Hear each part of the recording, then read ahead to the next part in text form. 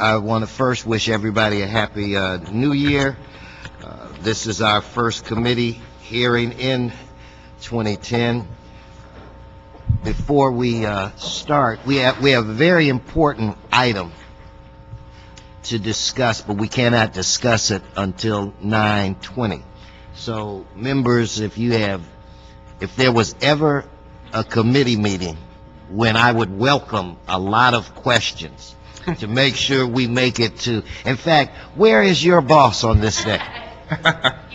Mr. Gardner says, okay, well, he may really come in handy today. We need you, Tony. But I want to tell you a quick, Don't worry, I have it. okay, good enough. A quick grandson. This is my first grandson story for 2010. I think it was about a week ago. In fact, over the holidays, I had an opportunity to spend a lot of quality time with him, and he's 21 months. He's really developing. He's putting short sentences together, and everything that you say, he says. I mean, it's good. So we spend a lot of quality time. So it's about a week ago, we're watching one of the Laker games when Kobe at the last second makes a shot and wins the game, and without thinking, all of a sudden I go, oh! And he looks at me, and I said, oh, no, don't you repeat, please don't you repeat what Poppy said. He doesn't say anything. So I'm good. So every Tuesday, my family comes over to my house for dinner. Yet last night was spaghetti night. So I have some cousins come, and my son's daughter-in-law, my grandson. And everything is great. They get there about 6:30. Then all of a sudden, at 7:30, I turn to the Laker game, and he goes, oh! So my son and daughter-in-law look directly at me, and I'm like, I don't know where he got that. There are no witnesses. So anyway, if you see a little 21-month-old kid walking around going, oh, you know what, that's my grandchild. So let's start out today by dealing with items that we do have on the consent calendar. With that, Ms. Barclay, we'll start with item 1. Yes, sir. Item 1 is a report from the Community Redevelopment Agency relative to authorizing the payment of 2009-2010 California Redevelopment Association membership dues. Okay, then on item 1, we will adopt the CRA report. I forgot to mention that I am joined by Ms. Perry and Mr. Alarcon, so we do have a quorum. Item 2. Item 2 is a report from the CRA relative to a settlement agreement with the American Federation of State, County, and Municipal Employees Local 585 and Jacqueline Fort for the payment of penalties and interest on unpaid income taxes. Okay, on item 2, we'll adopt the CRA report. That brings us to item 3. Item 3 are reports from the CRA and the CLA and a resolution relative to amending prior authority for various actions necessary for amending the Council District 9 south of the Santa Monica Freeway Recovery Redevelopment Plan and also to provide funds for consultant work necessary to complete the plan amendment process. Okay, item 3, we'll adopt the CLA report. That brings us to item 4. Item 4 is a report from the Los Angeles Housing Department relative to preventing termination of utilities in foreclosed properties. Okay, on item 4, we'll adopt the LAHD report. Item 5. Item 5 is a report from the Community Development Department relative to the status of grant applications submitted and awarded for the period of January 1st, 2009 through September 30th, 2009. Okay, on that item, we'll note and file the CDD report. I believe item 7 is a motion. Yes, sir. Item 7 is a motion, Weston Perry, relative to reprogramming community development block grant funds from the 33rd program year LAHD-related costs for LAHD's Section 108 debt service obligations. Alan, what you think? Approve. All right. Based on Alan's strong recommendation, we will adopt that motion. Now, we're going to, I was going to do item 9 on consent, but I understand there's a card from the public and some questions from members, so we will hold item 9. And on item 11, read, even though we're going to continue the item, read it anyway, if you would, please. Yes, sir. Item 11 is a LHD report and a City Administrative Officer report relative to the 2010 calendar year Affordable Housing Trust Fund Notice of Funding Availability and related actions. Okay, now let's read item 9. Oh, so anyway, Mr. City Attorney, those items will be deemed approved. All right, item 9. Item 9 is a motion, Weezer Corretz Han, relative to amending a Budget and Finance Committee report on special events and a standard plan We for continue farm... for 1 week. Oh, did I sorry. say that I could, Mr. Alicon, stop me. Did I say we were continuing item 11 for 1 week? Yes, sir. Okay. So we're continuing item 11. Again, I'm sorry, That's if all you right. could repeat item 9. Sir? Yes. Item 9 is a motion, Weezer Corretz Han, relative to amending a Budget and Finance Committee report on special events and a standard plan for farmers markets and block parties to allocate Urban Development Action Grant funds to cover city staff costs. Okay, we have a card from the public, John Edwards.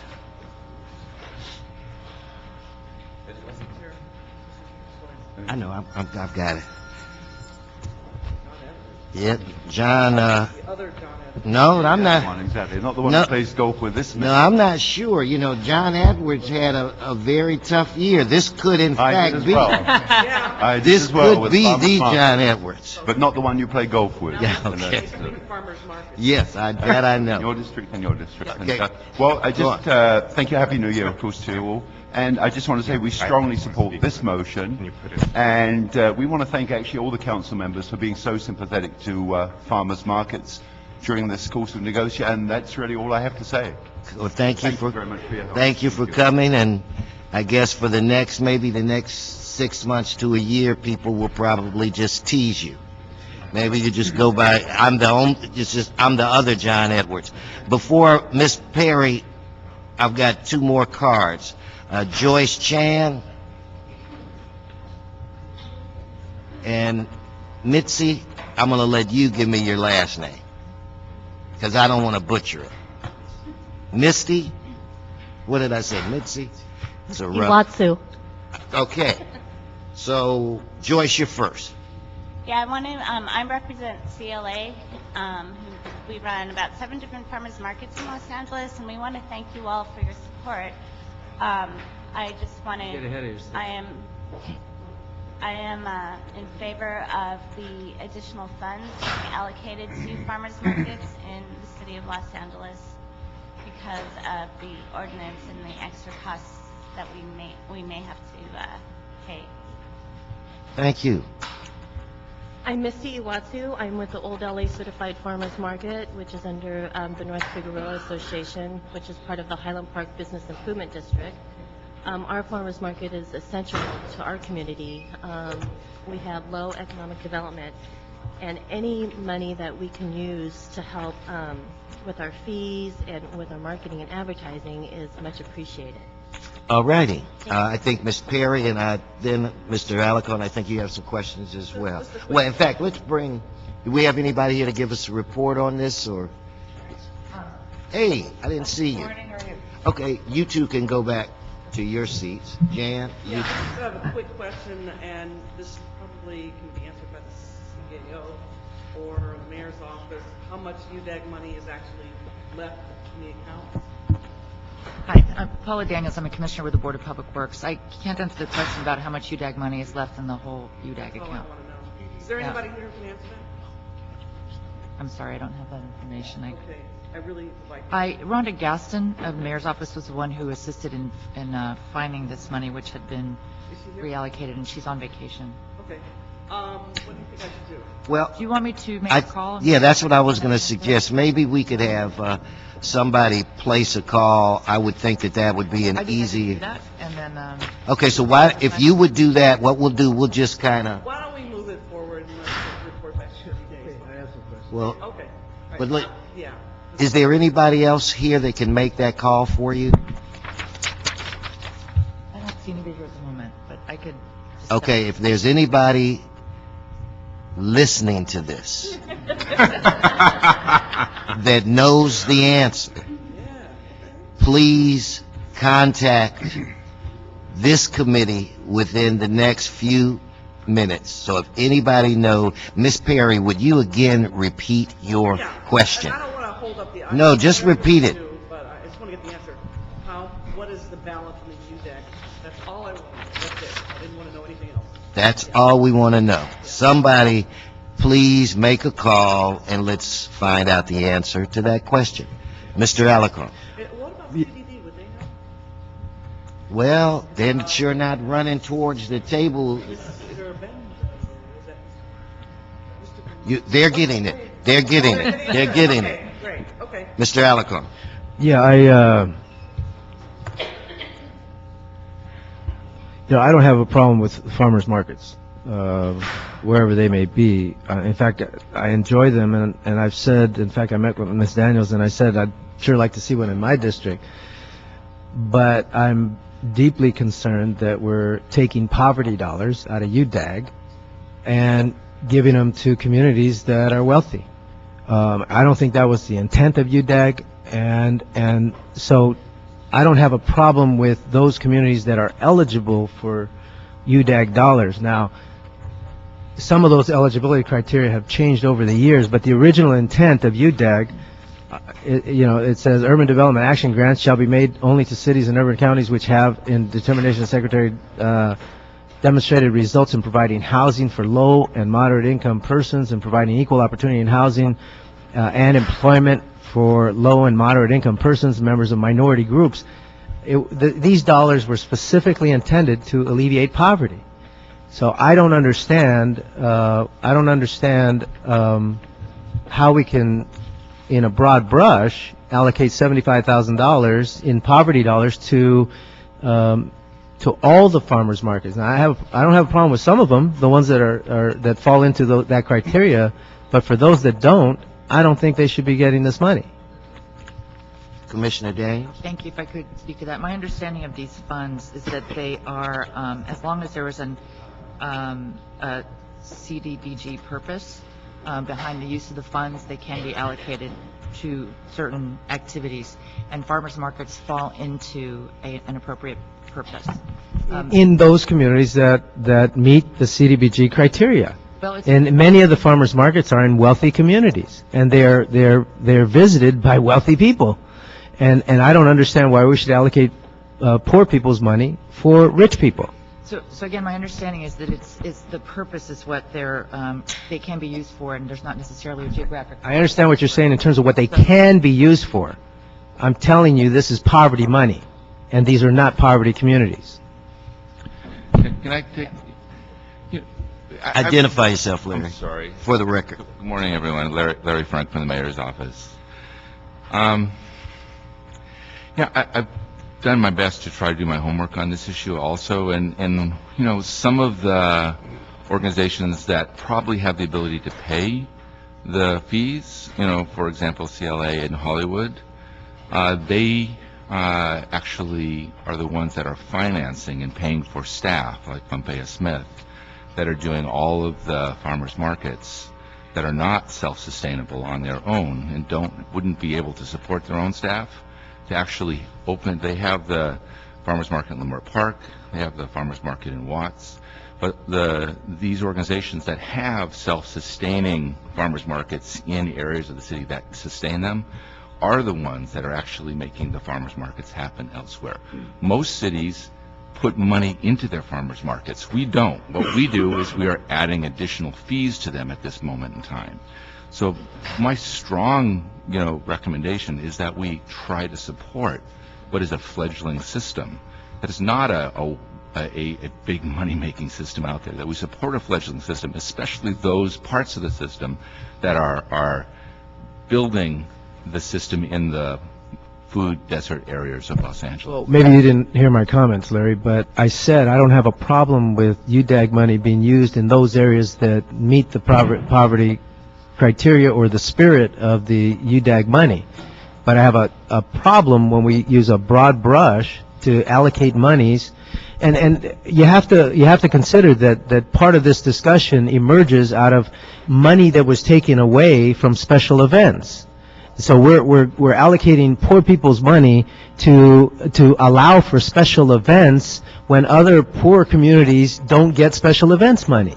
So no, I oppose this. I oppose the broad brush use of UDAG money in communities that do not in any way, shape, or form meet the standards relative to poverty concerns of which these monies were developed. So if you want to designate the money to those areas that meet that criteria, I have no problem. But I don't think we ought to use a broad brush approach. Well, I actually did hear what you said, and I was responding to the idea that Hollywood would probably not be eligible for CDBG funds, but they, in fact, are the reason that 5 farmers markets exist in parts of the city that desperately need those resources. So if we take it away from Hollywood... No, we're supporting economic development, especially the private sector doing economic development and things that we ourselves. So we might as well give Wells Fargo some UDAG money because they're giving $350,000 to food banks. Hollywood doesn't make sense. Let me jump in for I can give him, okay. Mr. Alarcon some information. Go right ahead. For what is it, 5-6 years now, I've had a farmer's market in South Los Angeles. I started on Central Avenue and 42nd, and then moved over to Vernon McKinley next to Carver Middle School. And CLA has been the umbrella organization that's provided the infrastructure for us to be able to keep it alive. It's CLA? CSEE-LA. The lady was at Sustainable Enterprises, one of the women who works for the organization was at the table just a second ago. Anyway, they are the ones that started the Hollywood Farmers Market when Mike Wu was in office. Pompea Smith was is still the executive director. But the point of all this is they had the infrastructure that we didn't have. They have the ability to assemble an organization, which we did not have, although the need was there. And it has always been a bit of a struggle to keep it alive, to keep the vendors coming back. And after 5 or 6 years, it's finally beginning to pick up steam. We're opening a neighborhood city hall. We're going to move them on premises where they have running water right there. They don't have to go looking for it, bathrooms, the whole thing, plenty of parking. But because of CLA, we exist. Because of CLA, the other farmers market down at WLCA exists and does go right into the heart of the population and demographic that I think that you may feel that the UDAG money should serve because it does serve it. And so it's been pretty significant. As I said, I have no problem with UDAG money being used for those purposes, even if it's going to an umbrella organization that provides funding. I don't think we've delineated that effectively, because it sounds to me like every farmer's market is going to get the benefit of this money, and not every farmer's market is eligible under UDAG and CDBG criteria.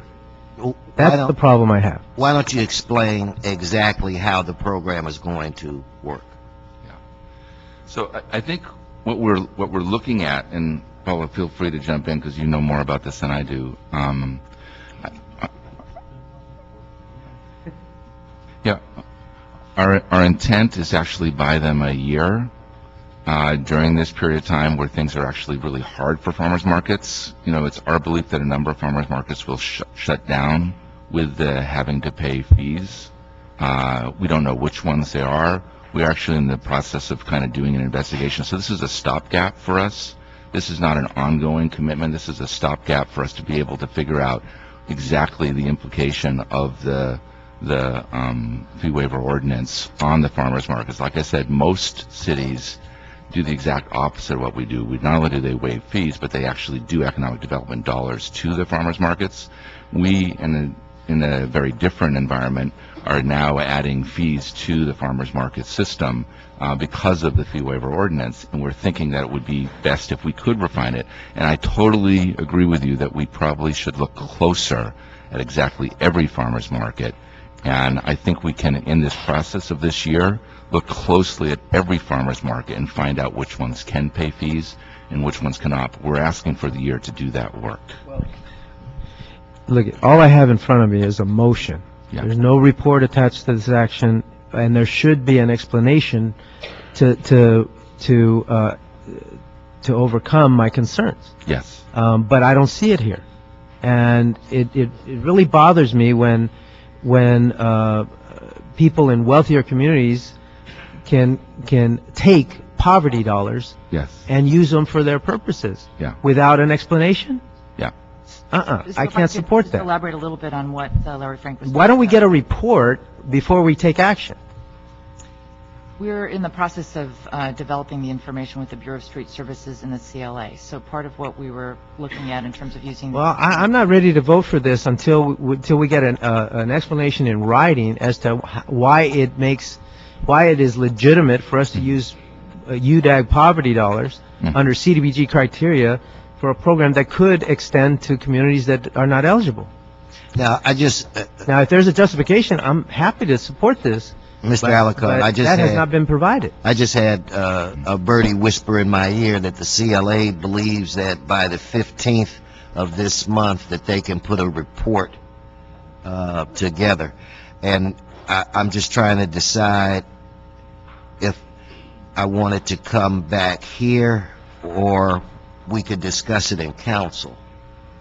So why don't we do that? You have to the 15th, and let me verify, does that work? Yeah, if you'd like us to, we could have are you looking to have a report by the time this goes to council on February 15th? Yes. We could probably. Yeah, Yeah. written report. And then if it works for you, then you can vote for it at that time. If not, you as usual brought up some very good points. So what I would recommend is that you give us the report by the 15th, that we can move this to council without a recommendation of this committee, because I don't want to ask you to vote for something that you're not comfortable for. I assumed really as much, so that's why we're going to move it without a recommendation. Are there any more questions on this item today, though, while we have them? Councilmember, pardon me. Yes. So for clarification, the committee will submit this matter without recommendation to council for its consideration upon receipt of the CLA report. Yes. Very good. And do we have the answer to Ms. Perry's question yet? Good morning, David Esparza, Assistant General Manager of CDD. The remaining unobligated balance of the UDAG fund is $285,805. Okay. Ms. Barclay, you were trying to say something? Just for clarification, you're requesting a report on how this proposed UDAG funding will be distributed by farmers market and the nexus for the genesis of the need for the funding? Is that what you'd like us to address? Essentially, yes. Okay. I want to know how it stands up to the purpose of UDAG dollars. Right, In okay. terms of geographic allocation relative to poverty and all the other criteria that is tied to UDAG dollars. Great. Okay, thank you. Thank you. All right, thank you. Ms. Barclay, we're going to jump, yes? Next item? No, we're going to jump around a little bit. Jumping. Is that okay? Can I, Mr. City Attorney, I mean, I don't want to upset you or anything. Okay. So we're going to go to item 10 right now. Yes, sir. Item 10 is a CDD report relative to implementing American Recovery and Reinvestment Act funding allocations of $4 million in Workforce Investment Act monies and $750,000 in Energy Efficiency and Conservation Block Grant funds for the Reconnections Academy 21 through 24 program and related action. Good morning. Good morning.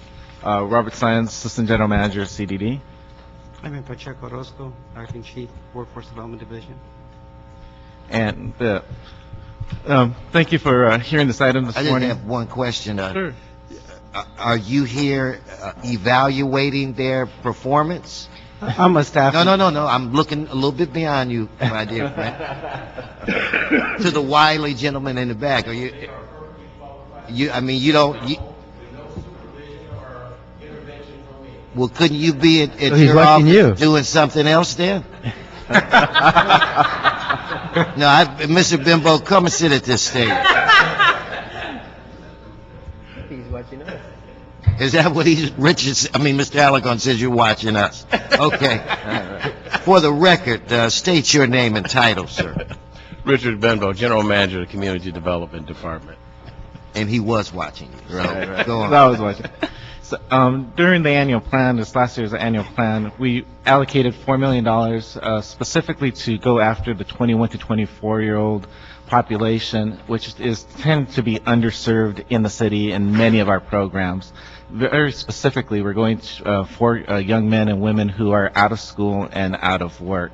We just conducted a research study by Paul Harrington from Northeastern University that identified nearly 100,000 young people ages 16 to 24, and in that population, about 25,000 young men and women who are out of school and out of work, who generally will have high social costs to our city and state. This program will specifically go after 1,000 throughout the city, and as you see, it's geographically dispersed. We have poverty, as you know, throughout the city. We have this problem of out of school, out of work, young men and women throughout the city.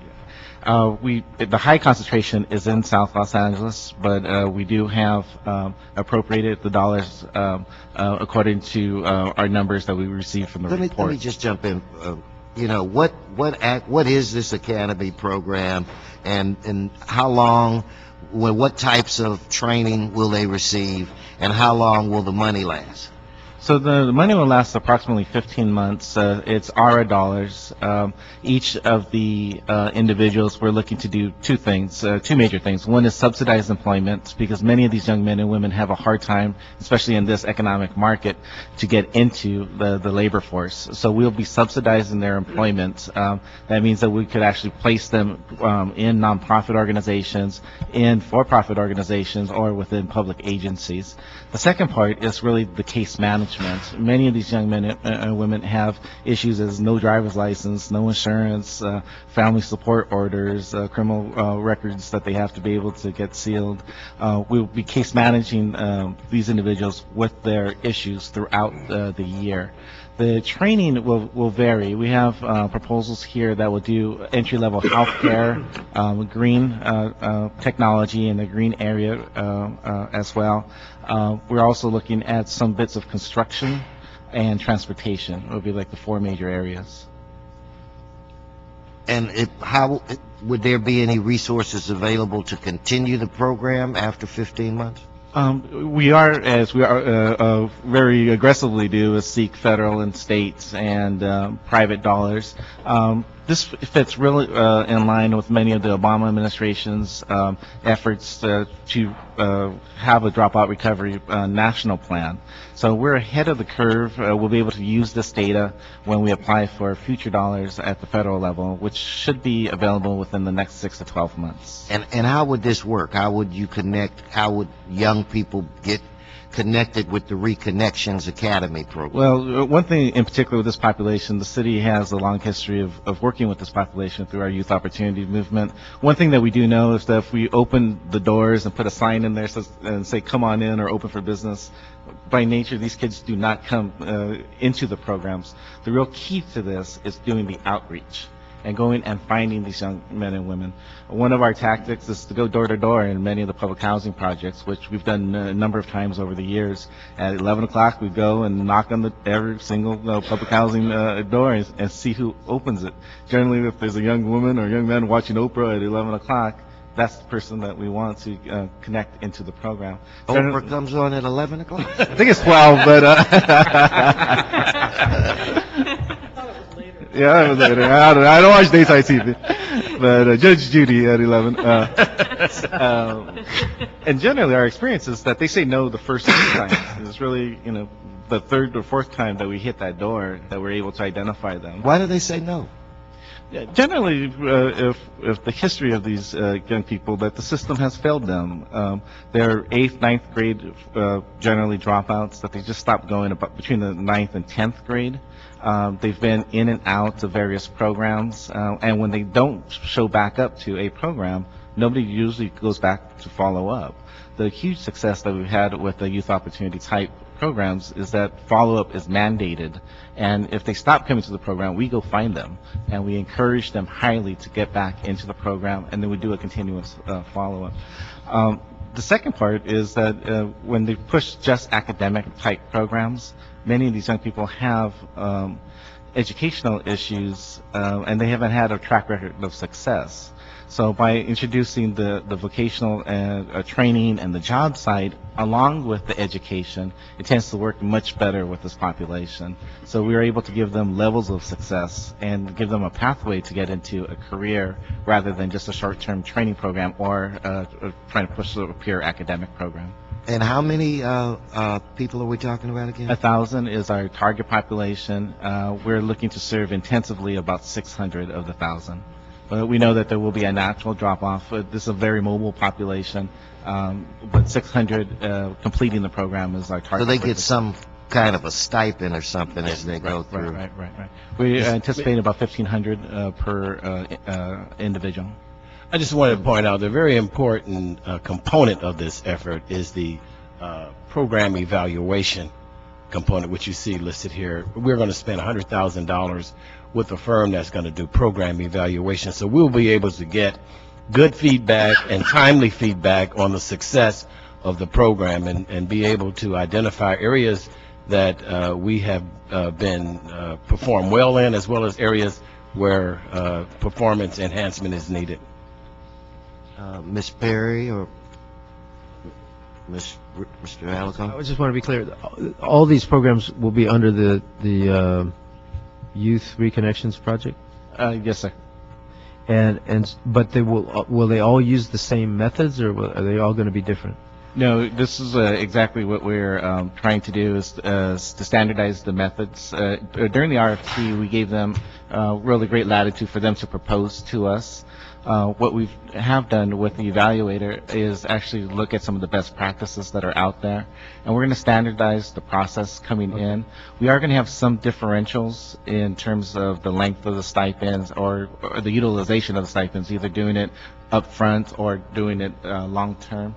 Partly we want to do that so we can evaluate what's more effective. So there'll be some slight differences in the model, but it's purposeful in order for evaluation. Mm-hmm. Now, there's a lot of temporary programs out there, and what I find some of the agencies tend to do is they will mark as a completed job development process when somebody gets a temporary part-time job that doesn't last, and then they won't go back and check to see whether they got a full-time job. Particularly in a category that they may have been specifically trained in. How are we going to make sure that these agencies aren't going to just patronize us and take the money, get them minimally trained, get them into some youth, summer youth employment job, and then take credit for success? So these are federal dollars, and these are federal aero dollars. We're held to federal performance measures. Can you pull the mic up or something? Now? Yeah. That's okay. Sorry about that. These are federal dollars, and we are held to the federal performance measures in terms of employment and retention and employment. There is a 1-year follow-up requirement as part of those federal measures. So these are what we did. We mandated that each of these programs operate one of our workforce centers or one-source centers, so that we would continue to manage the outcomes for these individuals. They simply wouldn't come into this program and leave. It's a two-phase process. We're going in through the youth system, moving them into the adult system, then continue the management of them throughout the regular form of programming that we have in place. We do have high standards set by the state on our local federal performance measures here, so we do have high wages at placement and then high retention requirements for this population. Let me cut you off and let me just say this. Okay, this is what I used to do. Right. Okay, I was a job developer in a CETA agency. I was a CETA participant, CETA program manager. I was a board member at WIA. I'm telling you, with all the standards that I have seen, agencies are still doling out crummy jobs and using that as criteria for success. And what I'm trying to do is penetrate. Did I hear you say that you were on the CETA? No, I'm good. Did I was reading, did you say that you were actually on the CETA program? Yes. So was I. Yeah. I mean, So it's a success for two of us. yeah. It worked. Yeah. But I was unemployed after going to college. That's how bad it was. I mean, we understand that, and what I'm saying is, how can we penetrate into these agencies to ensure, and I don't want to start naming names. I mean, I can name names forever, but how can we penetrate to ensure that they are getting good quality jobs for these young people? That's why they don't answer the door.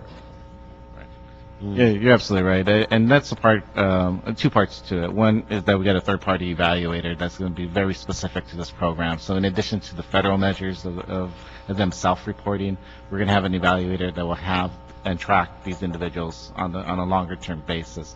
The second part, which is the job placement side, and the reality right today, we have college-educated young people that we're having trouble placing in good. You know what I would really like to do, because all of these things have had auditors and evaluators, all these programs over there.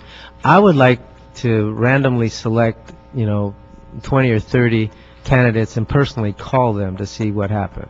Yeah, because there are far too many young people that I've met who've gone through programs and they end up working part-time at Rec and Parks, and they get qualified, and they're showing them as a success when in fact the program's only 6 months at Rec and Parks, and then they go to the Truck Driver Training Academy, and they never get a job as a truck driver. Then they go to someplace, and each time they're marked as a success on the program. So I'd like to work with you to do my own evaluation of the programs, particularly, obviously, those in my district. But I want to make sure that they're getting these people good jobs. Yeah, we would love to work with your office, and we have been working with the office very closely on many of the programs.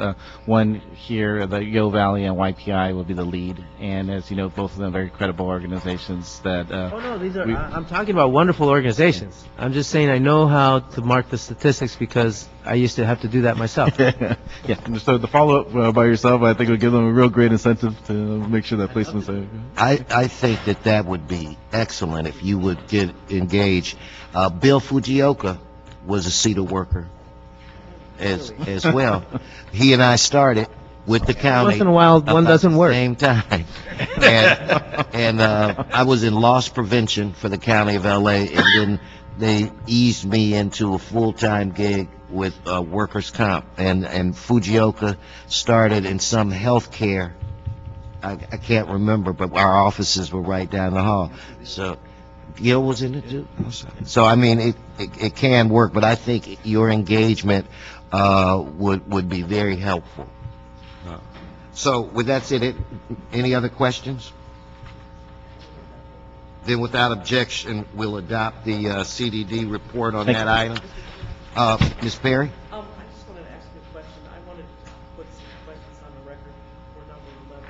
I know it's confusing, so that when they come back, I'm prepared to answer them. Okay. In fact, we'll get to that.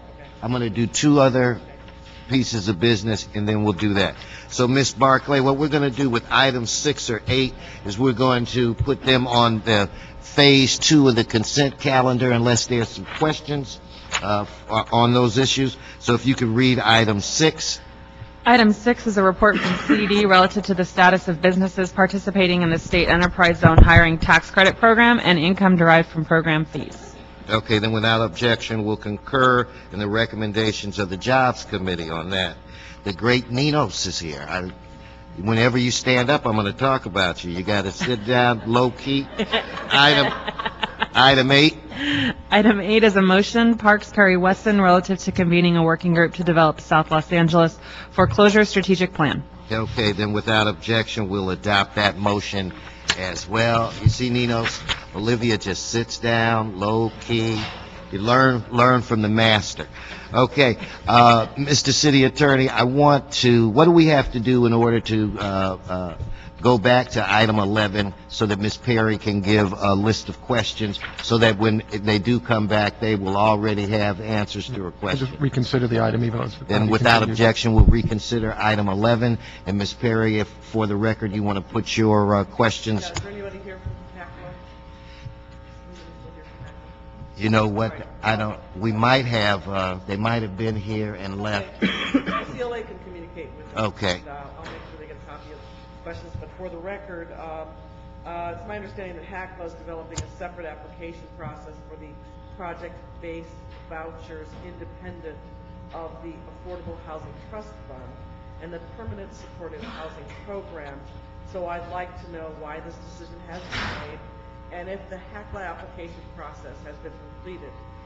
The next question is, I'm concerned that HACLA is not coordinating with the city's housing goals, and I'd like to make a motion instructing HACLA and the Housing Department to report back to HCED when the trust fund results are considered on the status of the HACLA application process for project-based vouchers. I second that. Wouldn't that motion need to be introduced in council? I can do that too. I can do that today. Well, why don't we do it as part of, they're coming back here. Yeah. Can they amend the report to include that instruction? Well, the item is being continued. When it comes back Yeah. next week? It can be included then. One, okay, the primary in the record. I've been contacted by a number of housing organizations regarding the NOFA and the transitional aged youth population, and they have asked for the NOFA to be clarified to align it with other funding sources, such as the state of California's Housing and Community Development Multifamily Housing Program and the Mental Health Services Act program. So I'd like to know if the Housing Department has had a chance to review this issue and if the suggested changes can be made. And then finally, I'd like to, make a motion or request to amend the report, asking LAHD to report back to this committee regarding establishing a recruitment radius for housing constructed with affordable housing trust funds. Specifically, is there a way we can provide residents of the communities that the new housing is being built with the first opportunity to access it? Because, I am a big supporter of affordable housing, as you know, as many of you, and want it to be built to alleviate overcrowding and affordability concerns for the people who live in the areas in which we're building the housing. Those are my questions or comments. Okay, then what would be the appropriate way to make all of that occur, Mr. City Attorney? Well, as simply as questions, they can be passed on to LAHD and HACLA and incorporated in the report that comes back next week. Okay. I had a few. Yes. Myself. Mr. My primary questions are concerning the community redevelopment agency monies that are being allocated as part of this package. There's 11 million plus, and my specific questions are relative to how do we ensure that the money is being spent in the proper areas. The money that is allocated out of the CRA project areas into the Housing Trust is supposed to be used in those areas. I have no report indicating that money has been used appropriately for my project area, but I think we need it for all of them. I want to know exactly from the date it started. I believe it was 2003 until today. The number one crisis in housing in the 7th Council District is foreclosure. And this money is taking away from an opportunity for me to use CRA money to address that problem. And so I am deeply concerned that we are almost taking a pass on the foreclosure crisis so that these people can then purchase rental units that we built. It's not good policy. We should be saving them in the homes that they have rather than forcing them into the rental market by virtue of not allocating money to their needs. So I'm deeply concerned that we are continuing to transfer CRA money into the Housing Trust Fund without demonstrating that the money is being used for those areas. So before I support the recommendations that are in the report, I need to know that the money is being spent appropriately in my area. You know, that's good. So now, when we deal with this next week, or I don't know exactly when it will be before this committee, a lot of the concerns, we've given you a heads up so that when you come back, you will be prepared to address the concerns mentioned by Mr. Alarcon and Ms. Perry.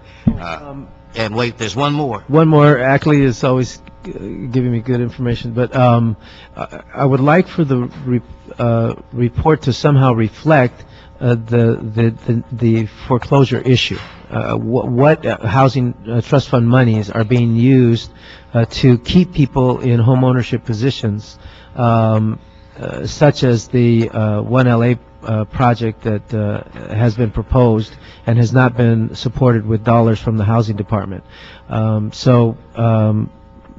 If there's a way to incorporate how the trust fund money might be used for that purpose, I would appreciate it. Okay, with that, Ms. Perry? No, thank you. Okay. With that said, Mr. City Attorney, they used to say it this way when I was a kid. What time is it? It is time for a special agenda meeting. All right, so then we will recess the regular agenda, move to the special agenda. Ms. Barclay, if you'd read item 12. Item 12 is communication from the mayor relative to the 36th program year Housing and Community Development Consolidated Plan 2010-11 third year action plan. Okay. Good morning. Good morning again. Good morning again. Richard Benbow, General Manager, Community Development Department. I'm joined by Julie O'Leary, the Chief of our Planning Division, and Larry Frank from the Mayor's Office.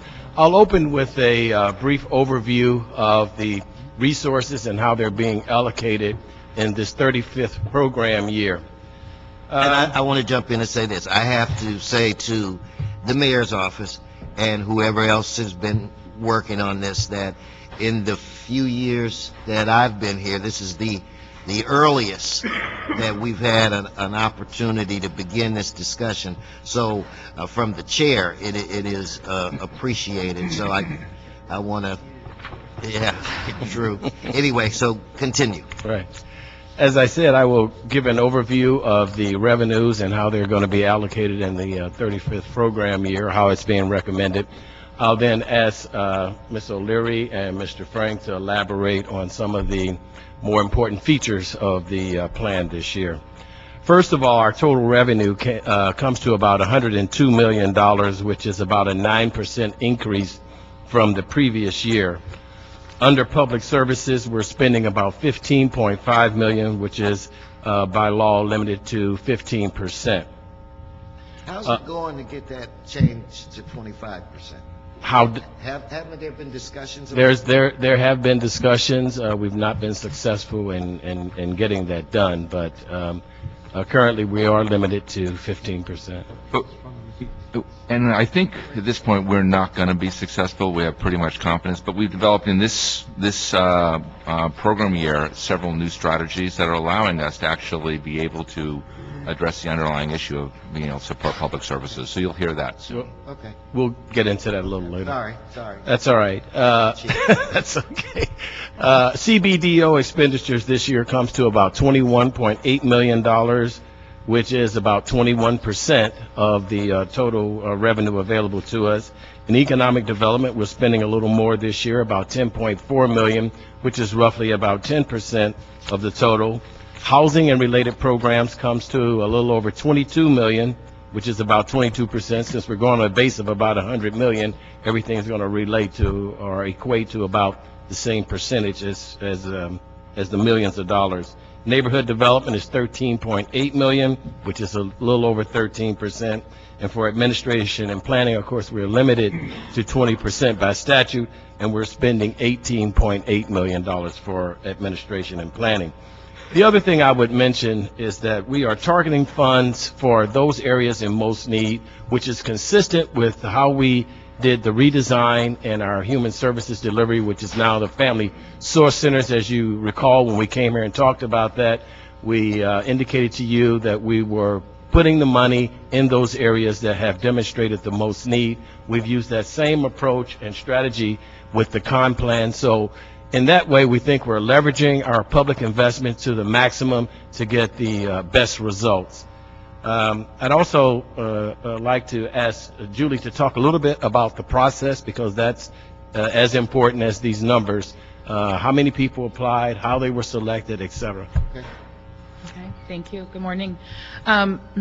We had training for applicants. There were city departments, council offices were notified. We had training in late October, actually in advance of the mayor's letter coming out and announcing, and we followed up with some subsequent training also. So in how to complete the applications, what eligibility means within CDBG, so the applicants would understand what the requirements were. Applications were due to the department November 13th. We reviewed the applications the following week and submitted our proposed plan to the mayor's office on November 25th. We've had a couple public hearings already using the CUP and CAB committees, and we'll have some in January as well. We have a date of February 12th that the application is due to the HUD. And we're meeting with the CLA's office this afternoon, and I'm sure we'll be talking about the schedule going forward with that. We did receive about 120 applications overall for about $126 million, and of that, there's funding recommendations for about 97 projects, including the admin line items. Okay. So I'll add a couple of points. Some of the challenges we had this year. So we did get 9% additional allocation from the federal government. We got a significant reduction in program income, and then we had a $4 million hit on the public services cap because of the CRA, which for the past 3 years has funded LASA activity, and because their money was swept now twice through by the state, we cannot count on CRA to cover those costs. So we've had to find ways to backfill using our CDBG allocation for LASA. LASA has an additional request in this year because of the Project Homeless Connect, the homeless count on March 31st, related to the census, which we're funding here as well. So the primary way in which we're able to continue to provide funding for the public services is through additional movement of programs outside of public services into the CBDO category. That's made possible through the Human Service Redesign, which is again a significant attempt to target resources based on need, based on where poverty is. So we're hoping all of the council members will be supporting the 21 openings that are going to take place over the next 2 months of the family source centers around the city. Councilmember Perry, we have 2 new ones in CD9. We're hoping for your help in getting them open, and the people. Yeah, well, so it's the Robert. So I do. So it's the all right. I actually am worried because this Rhonda is the one who does the bulk of this work, and she worked all the way through New Year's Eve, and we gave her this week off, and so here I am. This is my first time through. Where are they located? Physical locations, or? Yeah.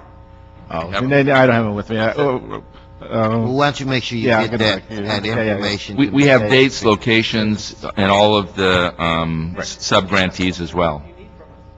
We would love to get some help in terms of helping drive people towards the One EAP program. We've done all the training now with the contractors and the subcontractors to do the One EAP program. So we'll have individual insurance agents on site to do the low-cost auto liability programs that we've been working out with the State Insurance Commissioner. We have some significant new resources in the community, and we're going to need help in getting some of the smaller local press to help us get the word out. Okay, you do know where they are now? Yeah. Can you just tell me? Oh, no, give me the whole list. We actually have the openings. All right, here we go. So over the next quarter, we're going to be opening 21 of the new family source centers, and in your district, we're going to be opening. Hold on real quick. The Children's Collective, and that'll be on February 25th. The Coalition of Mental Health Professionals, and that's going to be on March 11th. 17th, the address 9219 South Broadway Avenue. Southwest, it's 1736 Family Crisis Center, February 25th, and that's at 2116 Arlington. That's not her. Well, they cross over some parts of it, and the other one in the south is Community Build and 8730 South Vermont, and that's going to be on January 21st. But we'll be circulating this list to all the council offices. We want to get as much exposure to residents, especially in these economic crisis times. We're going to have a system-wide and a city-wide approach to getting poor folks the resources that they need. As Larry described, is that many of the resources that are available at the federal, state, and the county level are undersubscribed. And so our folks don't access them, primarily because they don't have the information to access. These centers will be informational centers, community centers, as well as eligibility centers for our low-income residents. Yeah, so you might have seen the article about the SNAP program being the most undersubscribed in Los Angeles anywhere in the entire country, which is the food stamp program. You'll see the low-cost auto liability program is 80% undersubscribed. Wow. So it is there are some real assets that we can actually get out into the community through these family source centers. The other thing I want to speak how we've been able to move some additional resources out of the public services cap is we have set up a neighborhood revitalization strategy area, which mirrors the empowerment zones. And activity that takes place in those NERSA areas are actually not counted against the cap. They're actually in the CPDO category. So that's ways we've been able to do additional resources. Now, it does bring up a broader issue that you might want to actually take a closer look at. This year, these funds, CDBG funds, are largely intended to make an impact on economic development. Only 10% of our funds are being put into straight-up economic development. Right? And so over time, because the resources and the needs for services are so severe at this moment in our, because of the economic crisis, we have not done a significant increase in economic development, but over time, and economic development not just being retail, being really about jobs development is something that I think this committee might want to take a really close look at over the next year in terms of developing what does economic development really look like in the city, and we have a real run at it next year. But I think we'd love to engage the committee in that conversation for this next year coming up. Housing, there is a reduction in housing. It's primarily related to the fact that they've been able to do a good job of renegotiating the related cost rates with the Comptroller's office. But we should actually, with housing, have a deeper conversation about some of those conversations as well. And you'll see a couple positive stories in here. We've tried to put some additional funding into some graffiti removal based on some new technologies.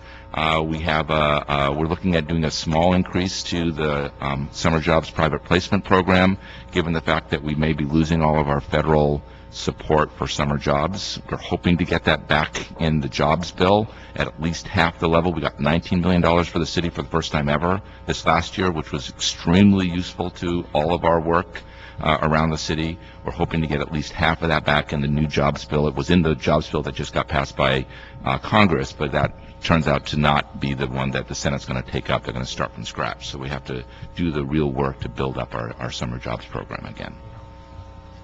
Was there anything else you wanted to say before I... Well, I just wanted to reiterate a point that was made earlier with regard to the opening of the family source centers. Each one of these is planning a grand opening, and there is a calendar associated with it. What I was going to suggest is that we work with the council offices and participating in each one of the grand openings, because one of the challenges we're going to have initially is making people aware that these centers are here and are offering services. They're opening for business, and working through the council offices, we think we can do a better job of getting the word out and directing people who need those services to those centers. And one last thing. Please. We do have to give props to Councilman Alarcon for the help on the 1E system, because that really is what's driving a lot of capacity. When did we become so cool? Yeah. Props. Yeah. Props. Yeah. Well, continue with his props.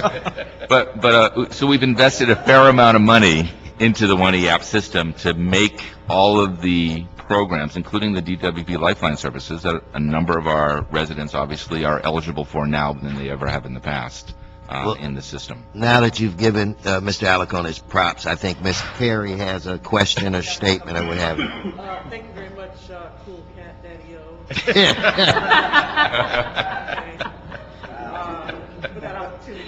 wrap with number of things I want some report back on. I'm concerned that we are only using 10% of our allocation for economic development activities, and I need clarification. I believe that HUD wants us to use 20%. I want to report back on the ways that we can increase our economic development activities from the CLA. And this should include options like establishing a BIGIT fund. Also, when BIGIT, B-G-I-F. Block Grant Investment Fund is the name for it. Okay, never mind. Also, when can we expect a report back on CDBG-R funds? In the plan in front of us, the mayor's plan has $500,000 recommended for the feasibility study. For overhead power distribution facilities on Central Avenue. However, we do need $200,000 more, $700,000 to complete the study. And I guess I'll have to check with the city attorney. I'd like to make a motion to transfer the $40,000 allocated to Fremont High School to the feasibility study, since the funds are now not needed at Fremont. Now, may I do a motion here, or do you want to do it, council? That's for this pending report. Yes. Yeah. Yes. Yes, that's okay. You can make the motion on I this. think, Ms. Perry, we can accommodate you. I don't think we need to do it. No, this is a different situation. Okay, great, okay. All right, in the mayor's plan, $300,000 is being reprogrammed from CD9 homeless shelter, and I'd like to make a motion to allocate $140,000 to shelter partnership, and the remaining $160,000 to the Central Avenue feasibility study. Both of these allocations are in addition to the funds committed in the mayor's letter, and the CLA would report back to the committee on this item. Also, I'd like to ask the CLA to review and report back to committee on housing department's budget reductions and determine if they are equal to the cap rate. And then finally, I'd like to request CLA to review the amount of CDBG funds allocated per council district and include information regarding census tracts that are eligible to receive CDBG funds.